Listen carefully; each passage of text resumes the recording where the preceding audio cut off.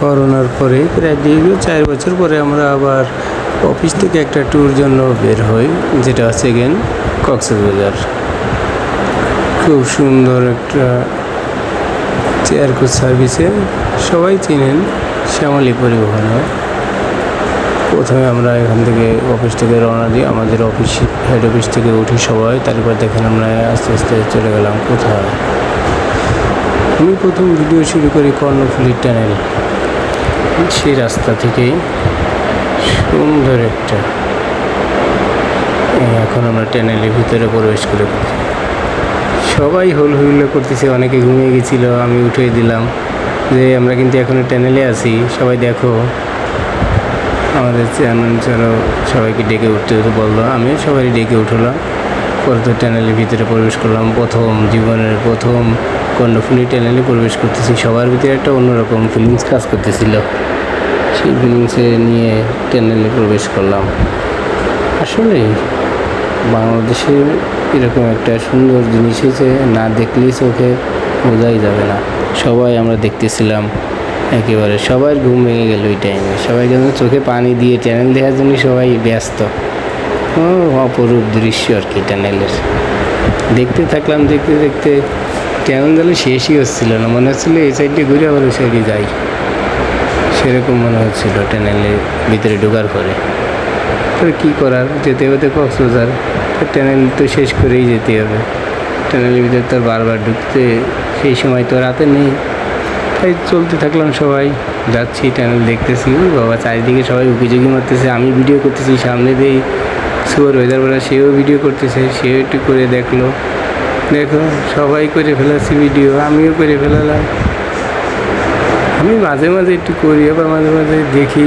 আমি পিছনে দ্বিতীয় সিটে ছিলাম, ওখান থেকে আবার একটু প্রথম সিটে আসলাম, বসে বসে ভিডিও করতেছি। করতে করতে দেখতেছি লাইট, আবার মাঝে মাঝে ভয় লাগতেছিল যে কিরে পানির নিচে মাটি, পানির পরে মাটি, তারপরে সেকেন্ড টানেল, গাড়ি নিয়ে কি যায় নাকি, টানেল কি ড্যাবে যায়, ভয়ও লাগতেছিল প্রথম। তো ভয় লাগলে কী করার, সবাই আছে যেহেতু, আমার তো কোনো সমস্যা নেই, আমিও আছি, সবাই আছে, বাস সেইভাবেই যাইতেছি। যাইতে যাইতে টানেল প্রায় শেষের দিকে চলে আসতেছি। সামনে আরও অনেক গাড়ি যাচ্ছে, সেই গাড়িও ভিডিওতে উঠে গেল, সব গাড়ি দেখতেছিলাম। বাবা সুন্দর, আসলেই সুন্দর, দেখার মতো জায়গা করছে প্রধানমন্ত্রী। দেখেন মানে গাড়িতে যত লোক ছিল সবাই ভিডিও করতেছে, সবাই দেখার জন্য ব্যস্ত। সবাই মানে এই সময়টা কেউ সবাই যার মোবাইলে ধরে রাখার জন্য ব্যস্ত, কেউই ছাড় দিতে রাজি না। সবার মতো আমিও ধরে রাখতেছি, পরবর্তীতে আবার দেখবেন। সুন্দর। তারপর টানেল থেকে বের হওয়ার পর এখানে যেটা সাউন্ড দিছে সেটা তো আরও ভালো লাগে। রাত্রিবেলা যেতে গেছি, লাইটিংয়ে আমার এমনি মজা লাগতেছিল। আর রাস্তা যে করছে, রাস্তাটা সেই সুন্দর রাস্তা, একেবারে দেখার মতো রাস্তা, আসলে ইউরোপের মতো। এখান থেকে নেমে প্রথমে আমরা এই যে সাগর পাড়েই চলে যাব, সেই করতেছি। একটু ভিডিও করে নিলাম, দূরিতে সাগরের মানুষজন আছে সব। তাহলে আমি ক্যামেরা যেহেতু নিয়ে গেছি,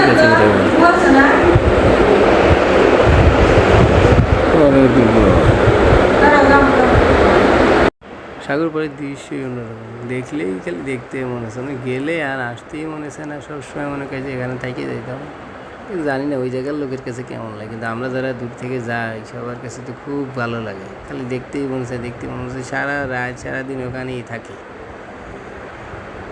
দেখেন এই যে যখন প্রথমে বের হলাম হোটেল থেকে, আরে বাবা সবাই পোজ পাশ দিয়ে, কারোর চশমা বুকে, কারোর চশমা চোখে, কারোর চশমা কপালে, সবাই কোটার প্যান্ট পরে টরে, মানে যে যেভাবে পোজ দিতে পারে সেভাবে পোজ দিয়ে দিয়ে যাচ্ছে। এই যে আমিও আছি তার মধ্যে একটু।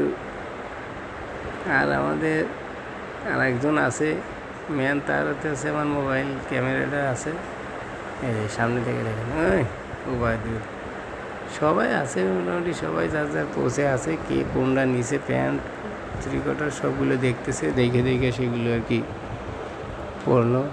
প্রথম গোসলে যাচ্ছে, আবার আমাদের মধ্যে কিছু আছে তারা আবার গোসল করে না, হাই দিতেছে, আবার কেউ আছে সেটা আবার গোসল টোসল করবে না, সে যাচ্ছে নিলিবিলি। এই যে শওকত ভাই, সে গোসল করবে না। মানে যাদের দেখবেন ফুল প্যান্ট পরা তারা বেশিরভাগ লোকই মনে করেন গোসল করবে না। তারা তারা উপরে দাঁড়ায় থাকে, ওরা মানে আমরা গোসল করবো আর আমাদের মোবাইল নেওয়ার জন্যে, ধরে বসার জন্য তারা থাকবে, মানি ব্যাগ মোবাইল, এই জন্য তারা যাচ্ছে। আবার দেখাশোনা করবে, দেখে টেকে চলে আসবে পরে আর কি, কিন্তু তারা গোসলের জন্য যাচ্ছে না।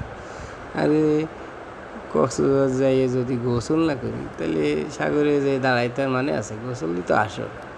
এই যে আমাদের কিছু কিছু লোক, এরা আবার এক ধরনের গেঞ্জি কিনছে, সবাই 8-10টা করে হাই দিতেছে। ঠিক আছে, হাই দাও, তোমার তো পরে দেখবে সবাই, হাই দিয়ে রাখো।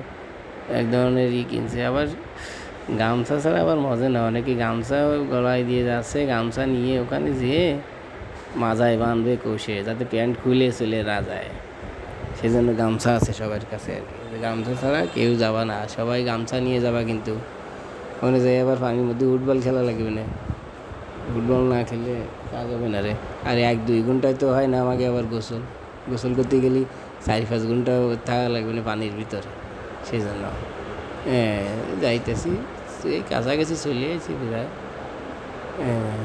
এই ফুল প্যান্ট পরলে কিন্তু গোসল করবে সেরকম। এই যে নজরুল ভাই, ওরে বাবা, কি পান খাচ্ছে নাকি?